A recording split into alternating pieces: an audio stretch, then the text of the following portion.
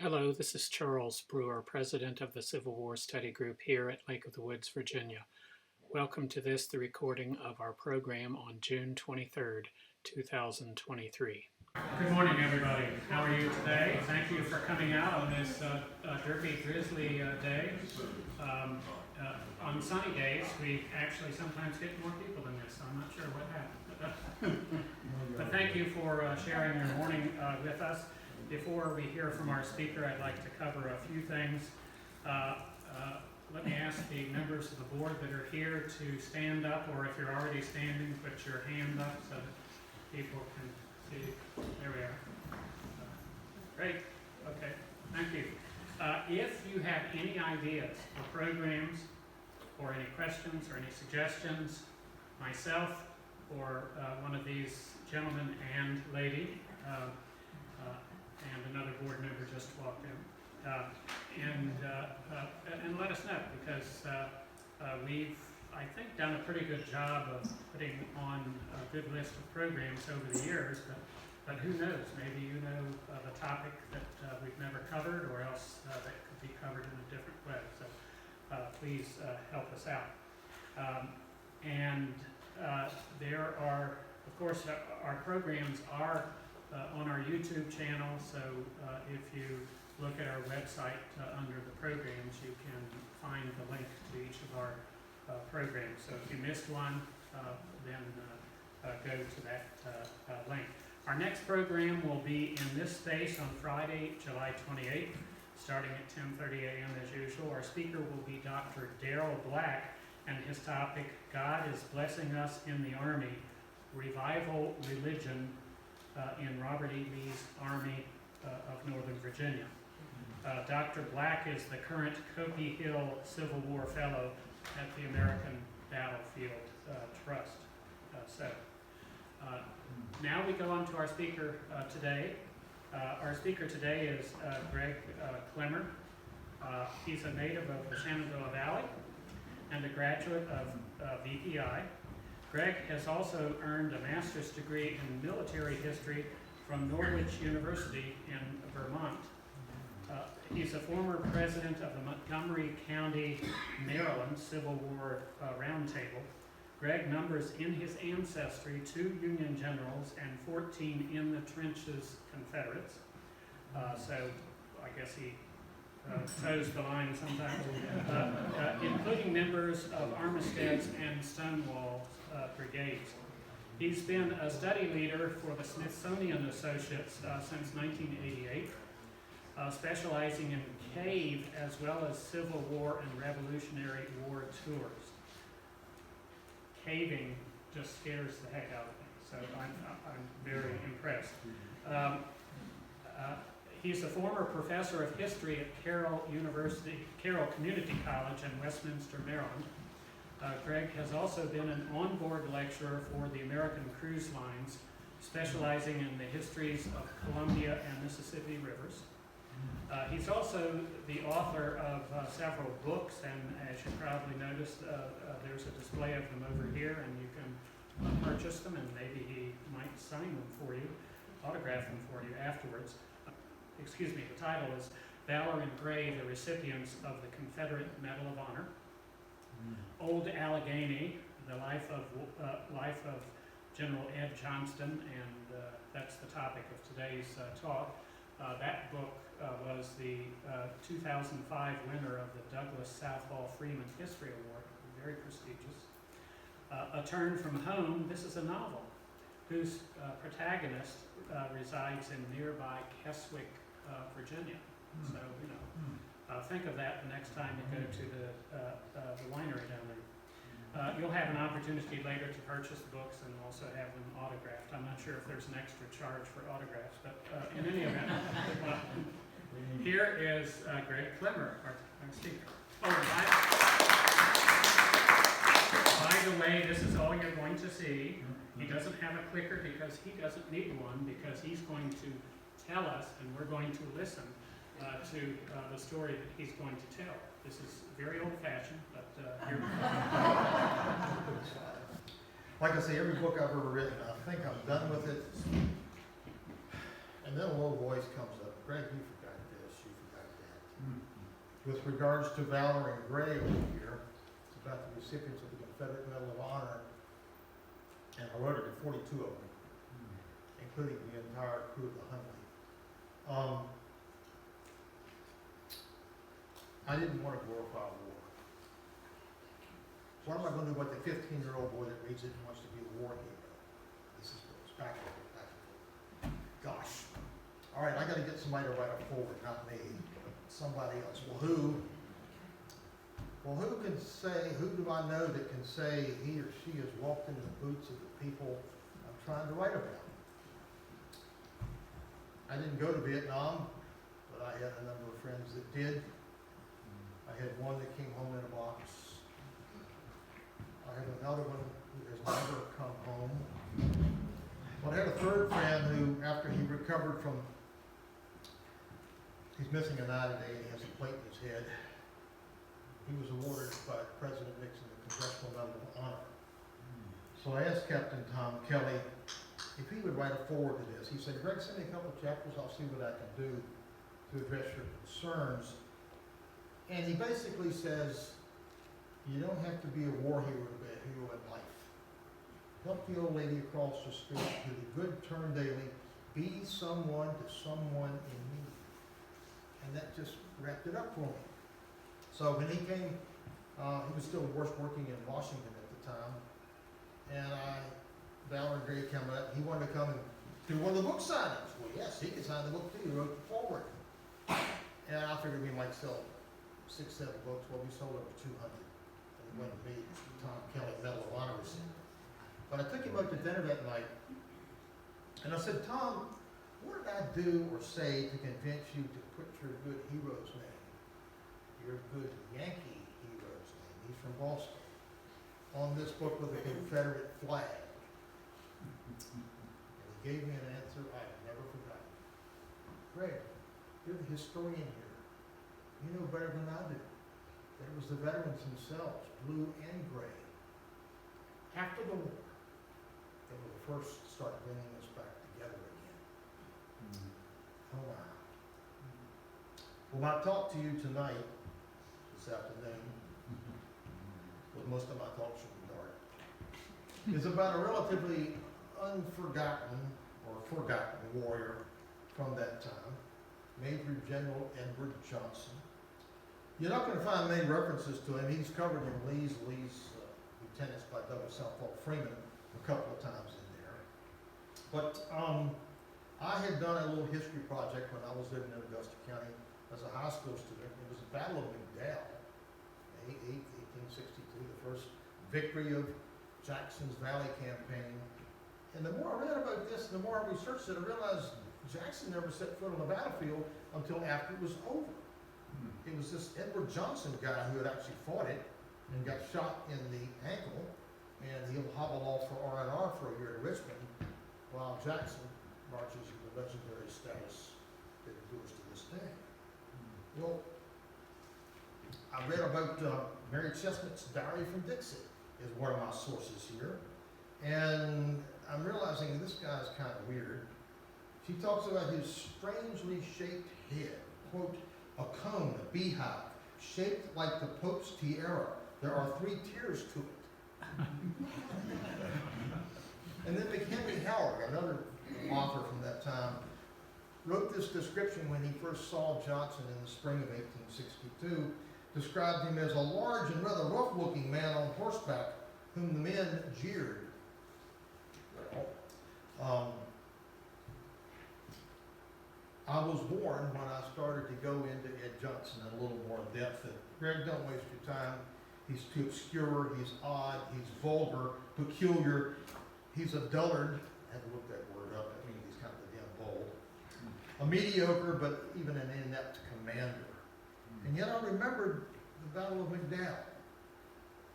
What was it? And even after the book came out, one reviewer still echoed these sentiments about this unmarried, unpopular loner, quote unquote, quote, at best diligent, oddly charismatic, and at worst gruff, unpolished, profane, and certainly undeserving of any rank above the 3rd level of Army command. And then he closed his review but surely this man was an enigma. An enigma. Well, I had several purposes in writing this book about this man. He is a fresh subject indeed. He's nearly been forgotten. You look at your Civil War books that are out there today, and do we need another book on Lee, Grant, Lincoln, Jackson, Custer, Mosby, Gettysburg? You know, I can go on and on here. And in the Confederate Army, there are going to be 8 Johnsons or Johnstons who are going to serve as general officers. So you got to get clarified on that. But I was also warned about Johnson's lack of that proverbial cache of letters. He certainly didn't have a diary that I ever found. There are no memoirs. He never married. No surviving immediate family after the war, except a sister out in Oklahoma who didn't know him. He never ran for public office. He died in 1873 during Reconstruction. There's no United Daughters of the Confederacy chapter that's ever been named for him. No Sons of Confederate Veterans camp has ever taken his name. He has no statue, and he's never featured in Civil War art.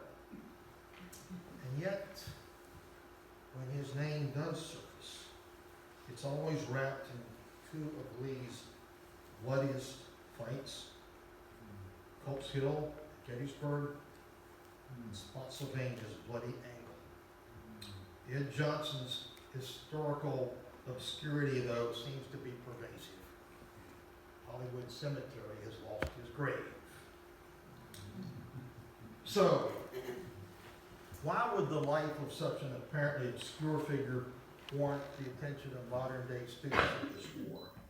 Does Ed Johnson's story convey anything more than any other rebel general officer from that time? Is there anything compelling in his 25 years of service in the United States Army? Indeed, given the apparent lack of primary source materials on this man, is even a cursory biographical sketch attainable?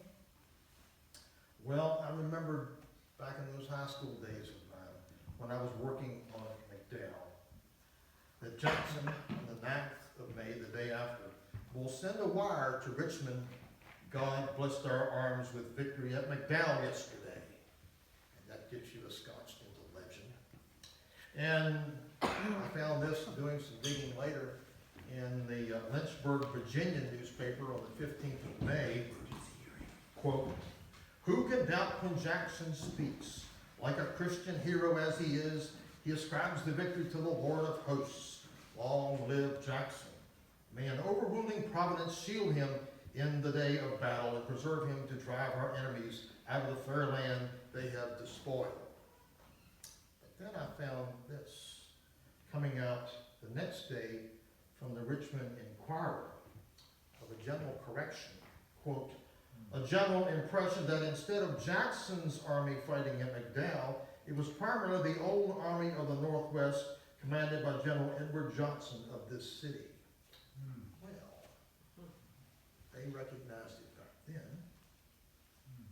So, as I pondered these questions going into this project, I also considered how our history comes down to us, how it is sculpted and polished by personal eloquence and memorable quotes, favored by longevity or robbed by sudden death, cheated by lost records or self-aggrandizement, and how it might be popularized by publishing whims and political careers. I would suggest to you then that these factors do indeed influence the how and the why and the what of history as it's written, remembered, and revered long after the shooting stops. So I got started. Living in Montgomery County, I have access to go down to the National Archives and Library of Congress. Career officers leave a paper trail, so there's going to be something about Johnson out there. There were his official papers, and there were other soldiers' diaries that I consulted, like McHenry Howard writing his book, but they are going to leave these memoirs and letters behind, and I found a treasure trove of quotes and literary gems from his contemporaries. But the first thing that struck me, and I'll throw this out because there might be somebody that thinks something a little different. I've never found an officer, blue or gray, who has more nom de guerres than Ed Johnson, war names. And these are all quoted by his contemporaries. When he was in the 6th Infantry USA, in which he served with General Henry Heath of the Confederacy, Richard Garnett, Louis Armstead, and also on the other side, Samuel Heintzelman and Winfield Scott Hancock. He was known as Old Club, John Cassar called him Old Club, Old Clubby, Old Clubfoot, Fence Rail Johnson, this is Robert Stiles, Old Blucher, this is Henry Kidd Douglas. Blucher was Wellington's famous ally. But the 27th Virginia had a Sergeant Rollins in him who simply referred to Johnson as Brute Johnson. And yet he's known today as Alleghany Ed, Alleghany Johnson, or Old Alleghany. And yet Ted Barkley of the 4th Virginia Stonewall Brigade made this quote, that Johnson is a good general and a brave man, but one of the wickedest men I ever heard of. What was I getting myself into here? Holy cow.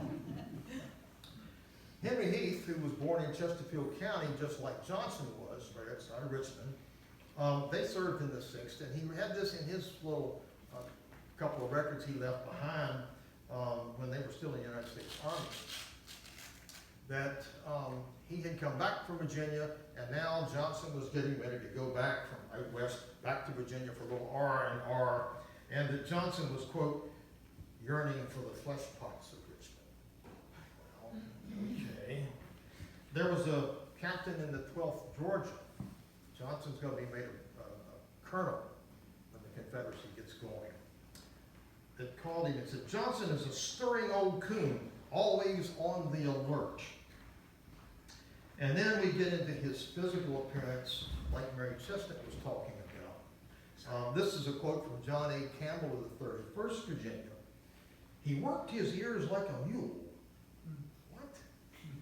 And there was a CS scout who was looking for Johnson when he was in the Army of the Northwest, out in what's now West Virginia. And he went looking for Johnson, couldn't find him, and finally he wrote this, that he had found, knew where he was going, because an old lady told me his ears flopped when his horse trotted. And there's this from a prisoner of war, Union prisoner of war. Of all the queer things I ever saw, one was of a Confederate officer of high rank in our lines, just before you captured me, trying to brush the flies off the back part of his head with his ears. And yet there's this aspect of Johnson, too. The Battle of the Greenbrier, fought on the 3rd of October, 1861.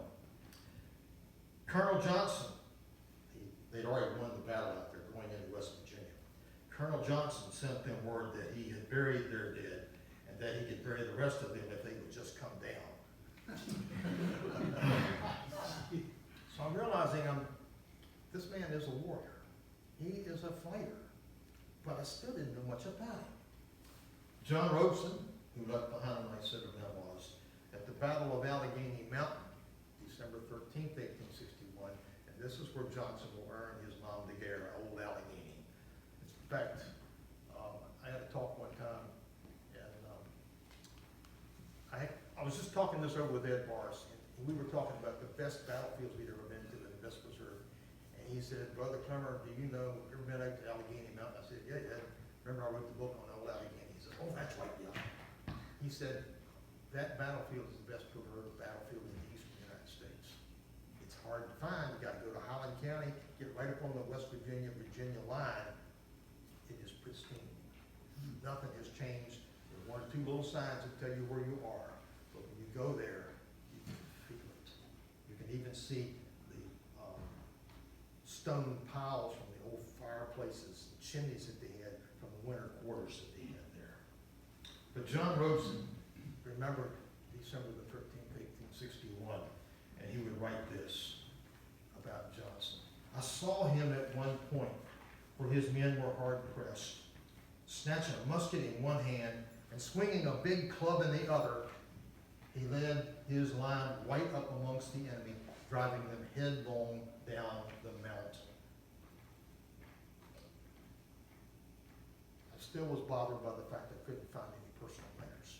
Nobody had any personal letters because nobody had ever looked. I found two different collections of letters. One is in a private collection in Northern Virginia, if you know Lewis Lay, and the other's in Kentucky. More about that in a little bit. There's these official correspondence in the National Archives. And of the letters that I found, most were written when he was a prisoner of war. He's going to be one of the few major generals who's going to be captured twice. I started to see a little pattern. Every one of these letters that he wrote as a POW were to young women half his age. And it's obvious that he craved the love and companionship of women, any woman. For if the truth be told in matters of the heart, this rough and tumble, profane commander who had led Stonewall's division after Jackson was killed relished cheap gossip with young women half his age. And yet his most public flirtations always seemed to target the most unattainable belles. He even tried to date his second cousin, Mamie Preston. And when that didn't work, he went after her alluring sister, Sally Buck Preston. But Sally Buck Preston was more interested in another Confederate, and she married John Bell Hood. Yet whenever Johnson would visit Richmond, he would shamelessly exploit his kissing cousins for social entree. And depending on their temperaments, young ladies in his company found his boisterous, awkward manner and his peculiar physiognomy, especially, he had an eye twink. His awkward manner is like this bothersome eye twink or twitch, either tiring, threatening, or comical. So I definitely had a fresh subject here. The other reason I wanted to write this biography was I wanted to write a full-length biography.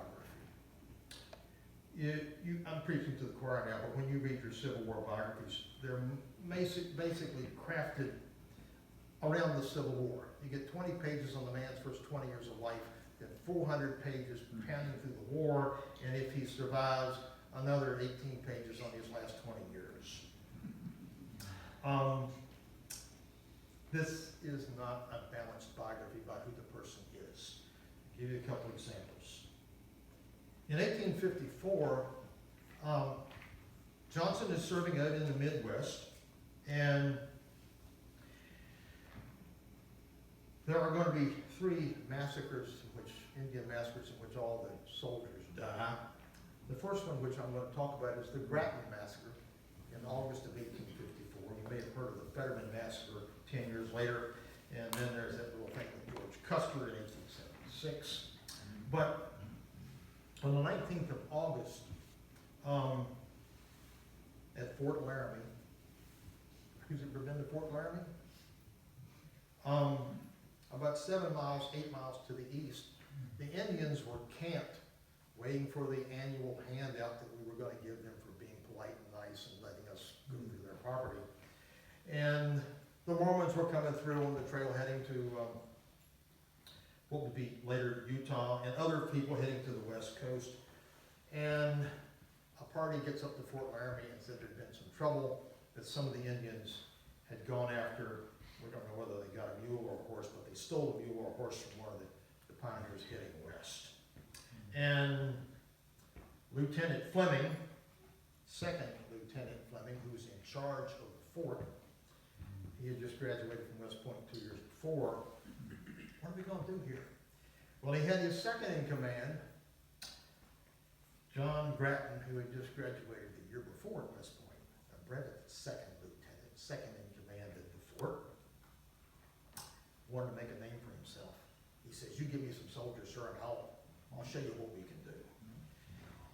We don't know exactly who fired the first shot out there, but all of the Army officers and the one interpreter will be killed. John Grattan can only be identified by his watch.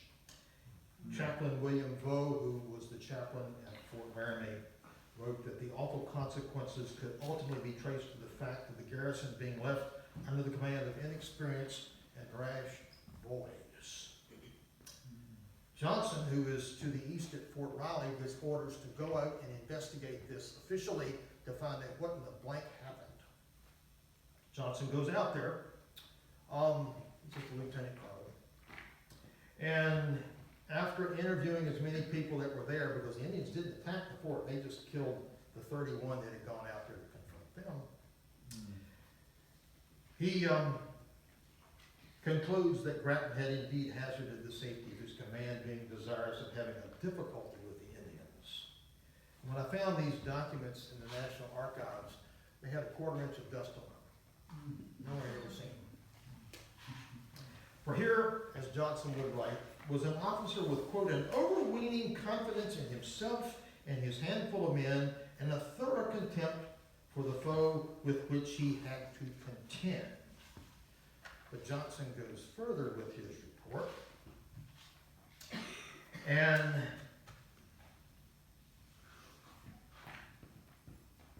he criticizes the tragedy, not just blaming Brevet Second Lieutenant Grattan's rashness and the inexperience of the post commander, Second Lieutenant Hugh Fleming, but criticizing Washington for staffing a man in the heart, this is a quote, of Indian country with too few soldiers led by officers with less than a year's command experience. This report lands on the Secretary of War's desk, who bristles when he reads it and writes, "These comments are wholly uncalled for and improper in the letter of a subordinate." You know, that's kind of bad for Johnson. And then I looked at who the Secretary of War was. Jefferson Davis. That explains why when the war starts, decades later, that Johnson's only given a colonelcy of the 12th Georgia, and men much his junior are made brigadier generals like Thomas Jonathan Jackson and others and others. So this pre-war stuff is kind of important. Plus, it tells you about some of the history of our country that we really aren't aware of. And in the process of researching more and more about him, I started running into a lot of serendipity. You write a full-length biography, you got across Johnson, West Point. Well, it took him 5 years to get through West Point. What happened? It's only 5 years? Well, if you get more than 200 demerits, you're out. Johnson got precisely 200 demerits. One more, bye-bye, but he had to repeat his second year. He's going to serve in the Seminole Indian War in Florida. He is going to go to Mexico. He will be on the Great Plains like we just talked about, and he will go to California. And he will serve in 3 separate Confederate armies, embracing a telling of the times of this man. But the serendipitous stuff, West Point was founded by Thomas Jefferson, 3rd President of the United States. Edward Johnson is the closest kinsman to Jefferson to graduate from USNA. Johnson is also going to be shipwrecked in the Gulf of Mexico. The details of that are in the book. And among the young boys who witnessed the slaughter of Grattan and his command, this is getting into the details again, would be somebody, this is a 14-year-old boy, we would hear from later, Crazy Horse. Johnson returns to Mexico as a celebrated war hero, and he is honored with presentation swords from Chesterfield County and the state of Virginia. I dug into the Mexican War more and more. He's going to get 2 brevets for duty above and beyond the call of duty. At Molino del Rey, he's going to heroically bring off under fire his injured brigade commander, Lieutenant Colonel James McIntosh. And I found a picture of McIntosh, it's in the book. At Chapultepec, he's ill with diarrhea. Johnson still went forward with the reserves, and this time fought and led far and beyond the call of duty.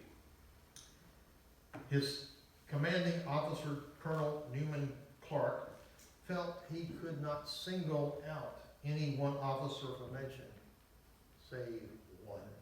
Quote, the gallant Lieutenant E. Johnson, in the Battle of the 13th, the perseverance and valor of Lieutenant Johnson, although in ill health, entitled him to a particular mention. William Jenkins Worth, next high up, termed Edward Johnson's actions as, quote, much distinguished. And Winfield Scott, General Winfield Scott, who commanded the Mexican forces there, summarized the notable service of his officers, but singled out only one, Edward Johnson, as specially noticed. I found in this myself rediscovering a man with a warrior mentality. They knew about it in his time, but we had sort of forgotten him. And yet I realized this man had some peculiarities beyond his facial recognitions and his oddities and his twitching. I could never ever find where he carried a sword into battle. He'd pick up a fence rail and club you, or throw a rock, but he never carried a sword. Well, did he have a flaw? This is from a member of the 31st Virginia, W.H. Hull, private. General Johnson displayed great bravery but very poor military skill in the handling of his men. Instead of taking a position of observation, he armed himself with a club and mixing himself up with the men, went about urging them forward with cursings and vaporings of his club. I've always wondered what it would be to get vaporized with a club on the battlefield. Vaporings of the club. So there's no wonder then that on the 15th of May, 1862, General Jackson would send this to Richmond. I respectfully recommend that the Brigadier General Edward Johnson be promoted to the rank of Major General for his gallant and meritorious conduct at the Battle of McDowell. And as I read more and more about Johnson's career, this happened again and again and again. At Stevenson's Depot, right before going into Pennsylvania in 1863. Randolph McKim, writing this 47 years later, I could see him now riding up and down, vehemently giving orders and waving the big cane which he carried instead of a sword. His bravery and regardlessness of danger was an inspiration to his men, who responded with alacrity to his example. And at Gettysburg, Johnson will be the Confederate commander at Culp's Hill. Knowing they're getting pushed back, this is what one North Carolina veteran remembered that day when they had to back off. General Johnson made his appearance on the firing line and said, "Men, I want you to fall back on our position of yesterday, but I don't want to see one of you run. Follow me closely," which we did in good style. End of quote. And then there's this. At the Battle of Franklin, 30th of November, 1864, Johnson now serving in the West. He's been captured. He's going to serve in the Midwest now. Stephen Phil Lee wrote this. "I consider the charge of Johnson's division at Franklin the most gallant feat of arms which I witnessed during the war." And why did he say that? We don't know exactly how many charges. I think it's between 7 and 11 different charges. The battle started about 4 o'clock. This is November 30th. It's getting dark. Johnson's was the last attack. And from several veterans that day, the only way they had to see the enemy and know where to charge was looking at the distant blazing of their muskets coming at them. And yet, returning right back to here now, it's Spotsylvania Courthouse that Johnson is best known to students of the war. The accounts of the veterans on both sides of the fence are legioned. I'll just quote you blue and gray, one each. This is from a Confederate. I could see General J with his cane, striking at the enemy as they leaped over the works, and a sputtering fire swept up and down our line, miniguns being damned. I found myself in the midst of foes who were rushing around me, confusion and general melee in full blast. I also saw General J with his cane striking in the crowd and warding off bayonets. This is going to be the fight of the Bloody Angle, 12th of May, 1864.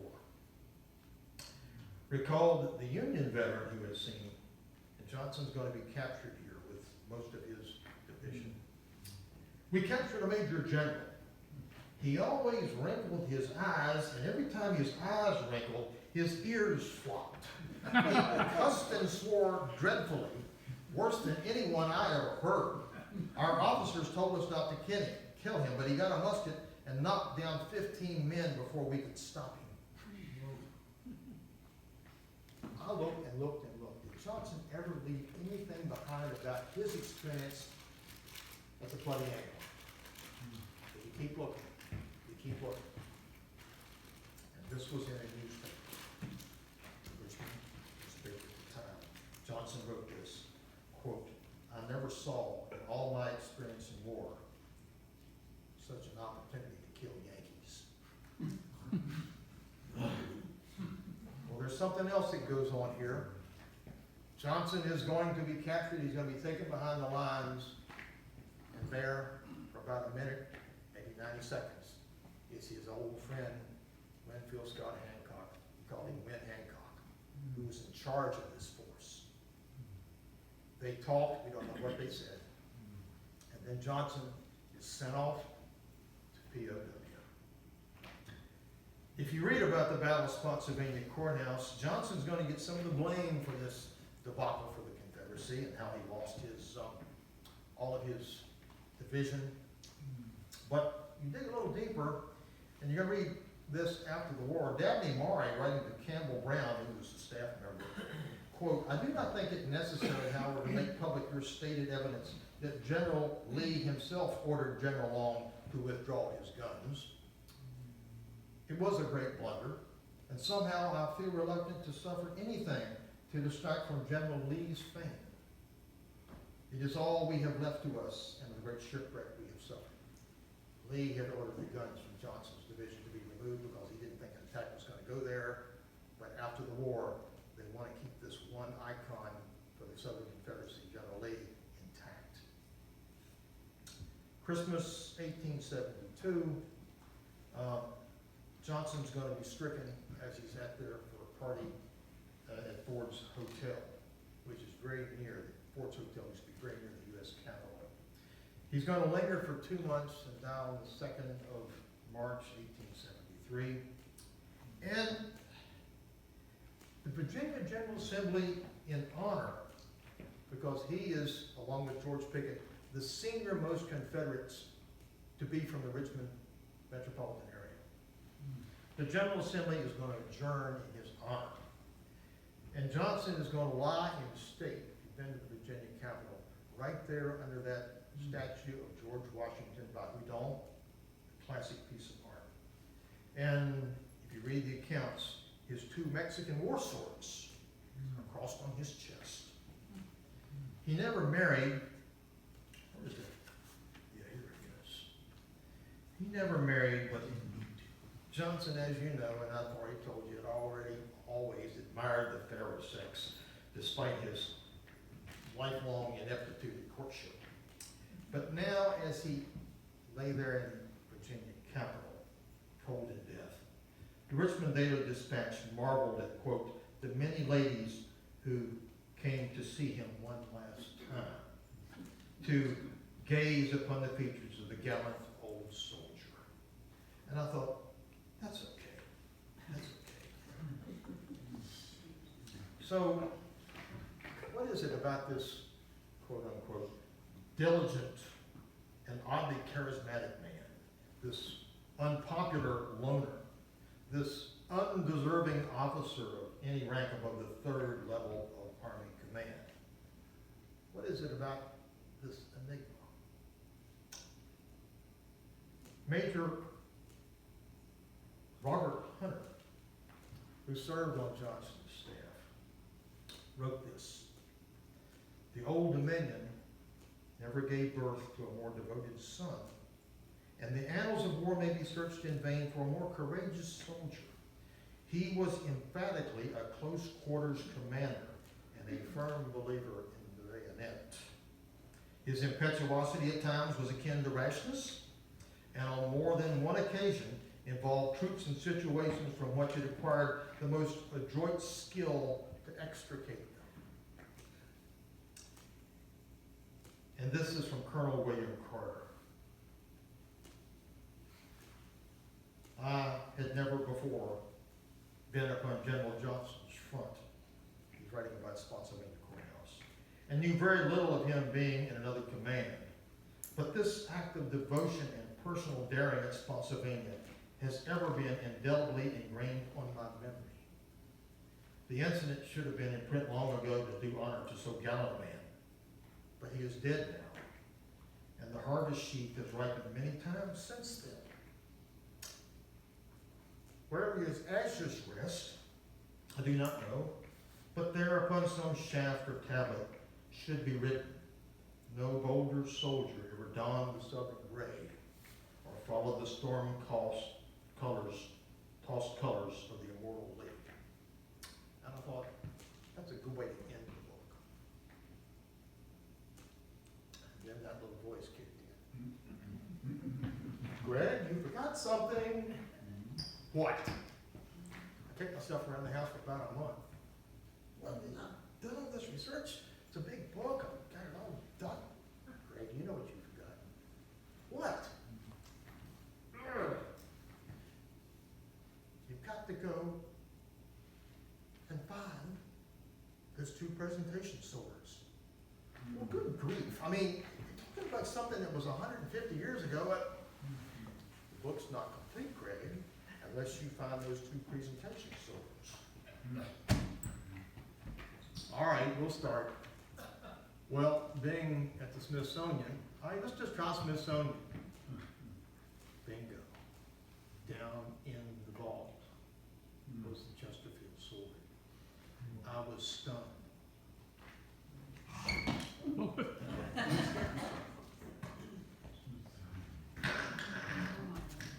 Well, let's back up here a lot.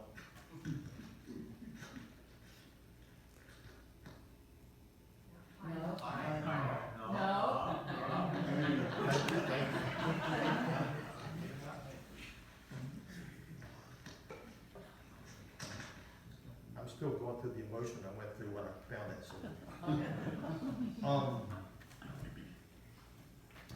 My golly, how did that sword ever get there? Well, they had no file. And that's when Paul Harvey's rest of the story came in. It was given to you and I by his old buddy, Winfield Scott Hancock. Who had it, oh my gosh.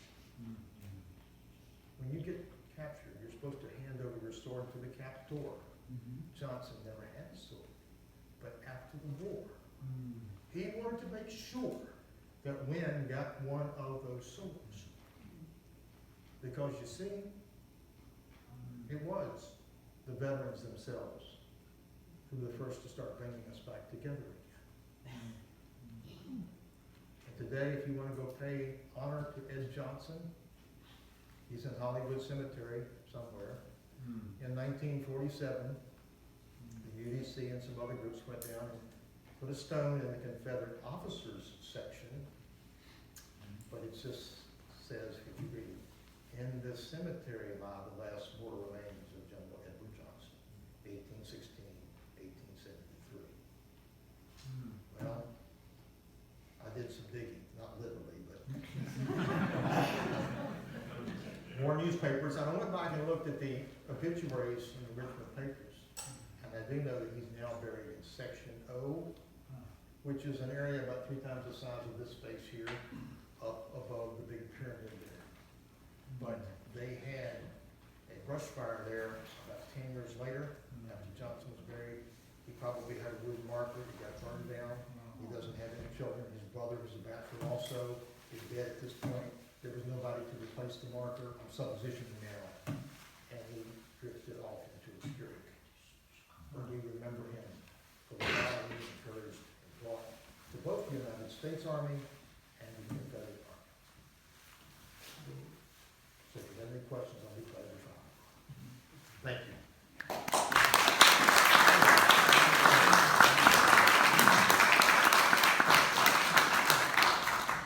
Since most of your talk had to do with the club, did they ever find the club at all? Or did you do any research on the club? The clubs were what he would found on the battlefield, Oh, and as soon as it was over with, Oh, I see, he didn't have. he picked up, he was called Fence Rail Johnson, and it was just stuff that he'd pick up right now, and Okay. that would be it. Yes. I've read someplace about Lee's staff, and they were discussing Johnston to be the next corps commander after Longstreet. Have you heard anything about that? Well, he served under Ewell in these fights around here. Of course, Ewell's got one arm at this point. Longstreet gets wounded, but right at that time, Johnson's gonna get captured. And when he comes back after a number of months in POW, there's no position for him because the army will have been shrinking. Right. So he is shipped out to the west, and will serve out there, get captured out there at Franklin. Yeah. Yes, sir. I just read something last week, a list of casualties killed in wars. 2-year Mexican War, 14,000, twice as many as the Revolution in 1812, which is 5 years and 2 years. All the West Point people knew each other, and they fought. Did they really learn how to fight in Mexico or West Point? And I never seen a book on the Mexican War. I'm sure there's books out There are some good studies on But that. they're not bestsellers, maybe because of the Mexico issue. I won't go there. Well, we don't live on the Mexican war No. grounds. We live on the Virginia war grounds, and we're more interested in that. But they all knew each other, They all knew each other, yes. which is quite And sad. then we have to part ways in 1861, but then we come back. And sometimes people will ask me on tours and stuff, Greg, what do you think would happen if the South had won the Civil War? There's a loaded question for you. And I didn't have a good answer for that for quite a while until one day, that might, I ain't sure that could happen. Mr. Glemmer, what do you think would have happened if the South had won the Civil War? Well, it's a good question, but it's a good chance that today we'd all be speaking German. World War I might have had a little different outcome with the Confederacy and the United States. Who's going to support France and Britain? If we're divided, Germany wins, and now they're looking across the Atlantic. It's all suppositional, but it makes us think. The number one ethnic group in America, I'm German American. My mother left there in 1935, 19 years old. She didn't go Wow. back. But I don't think we would have been German. Unless the German Americans said, okay. And the Kaiser wasn't really a bad person, not like Hitler. But he was a dictator. Any other questions? What happened to that sword? Oh, I've been asked that question. I think his brother buried him with it. It's never been seen, the Virginia sword. And it's in an unmarked grave in Hollywood Cemetery. He's in a nice steel or iron casket. That was the description. But I'm not going after with any ground penetrating radar. Well, thank you very much. well, thank you.